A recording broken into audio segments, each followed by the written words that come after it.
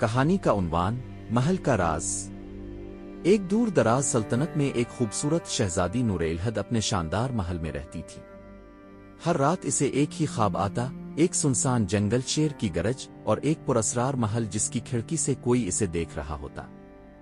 ادھر سلطنت کا دلیر شہزادہ زید الرحمن روز رات کو تخت کے کمرے میں سوتا تھا، مگر ایک رات اسے محل کی دیوار سے کسی کے چیخنے کی آواز آئی، جیسے کوئی جن آرو مدد مانگ رہی ہو۔ ایک دن بادشاہ نے شہزادہ زید کو حکم دیا کہ وہ سلطنت کے باہر موجود پراسرار جنگل کا جائزہ لے، کیونکہ وہاں کے درختوں سے سیاہ دھواں اٹھ رہا تھا اور کئی قافلے لاپتہ ہو چکے تھے۔ شہزادی نور الہد نے زید کو کہا، وہ خواب میرے دماغ سے نہیں نکلتا، اگر تم اس جنگل میں گئے تو کچھ نہ کچھ وہاں ضرور ملے گا، اور شاید وہی محل بھی۔ شہزادہ زید اور نور الہد دونوں خفیہ طور پر سفر پر روانہ ہو گئے، صرف ایک خنجر، ایک جادوئی نقشہ اور گھوڑا ساتھ لے کر۔ جنگل میں داخل ہوتے ہی فضا بدل گئی، ہر طرف خوفناک خاموشی، درختوں کے پیچھے سے چمکتی آنکھیں اور سانپوں کی سرسراہٹ۔ اچانک ایک بولنے والا چیتا سامنے آیا۔ اس نے کہا، واپس جاؤ، تمہارا انجام محل کے سائے میں چھپا ہے۔ مگر شہزادے نے تلوار نکالی، چیتا غائب ہو گیا۔ پھر درختوں کے بیچ ایک پرانا ٹوٹا ہوا قلعہ دکھائی دیا۔ شہزادی نے کہا، یہ وہی ہے، میرے خواب والا محل۔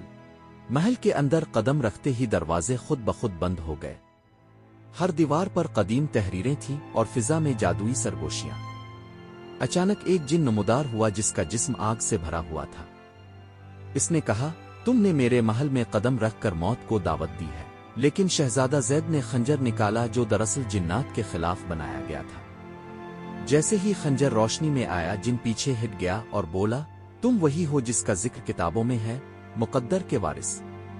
محل کے تہ خانے میں ایک دروازہ تھا جس پر لکھا تھا، سچ وہی پائے گا جو اپنے سائے سے بھی نہ ڈرے۔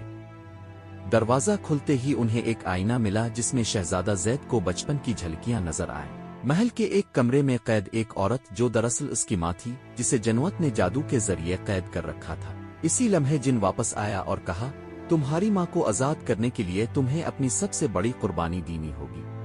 شہزادہ زید نے کہا، میری جان بھی جائے تو منظور ہے، اور اس نے جادوئی خنجر اپنے دل پر رکھا۔ مگر جیسے ہی خنجر اس کے دل کو چھونے لگا، ایک روشنی پورے محل میں پھیل گئی۔ جن چیخ کر غائب ہو گیا، ماں آزاد ہو گئی، اور شہزادی نور الہد کی آنکھوں سے آنسو جاری تھے۔